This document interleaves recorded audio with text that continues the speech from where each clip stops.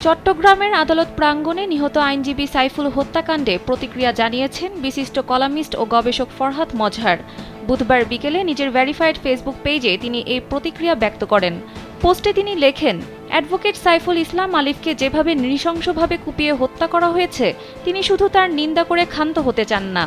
অপরাধী বলে যে ৬ জনকে ইতিমধ্যেই সরকার শনাক্ত করেছে, তাদের বিচার চান ফরহাদ।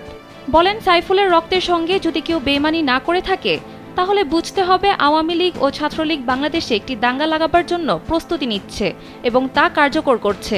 যারা দাঙ্গা লাগাতে চায় তারাই সনাতন ধর্মাবলম্বীদের বিরুদ্ধে হিংসা ও ঘৃণা ছড়াচ্ছে।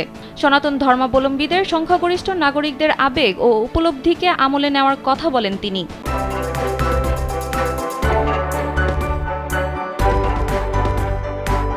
সেই সঙ্গে পাল্টা ঘৃণা ও বিদ্বেষ ছড়াতে নিষেধ করেন। বলেন, বাংলাদেশের জনগণের ঐক্য ও সার্বভৌমত্ব রক্ষার ক্ষেত্রে ভূমিকা রাখুন। হিংসা বা দাঙ্গা আমাদের কারোরই পথ হতে পারে না। তিনি আরও লেখেন, তরুণ ছাত্র জনতাকে আমি মনে করিয়ে দিতে চাই, যদি দরদের রাজনীতি করব বলে আমরা অঙ্গীকার করে থাকি, তাহলে ঘৃণা হিংসা পরিহার করতে হবে, অপরকে দানব করে তোলা বন্ধ করতে হবে এবং সমাজের সকল পক্ষের মধ্যে আলাপ আলোচনা ও দ্বন্দ্ব মীমাংসার দ্বার উন্মুক্ত করতে হবে।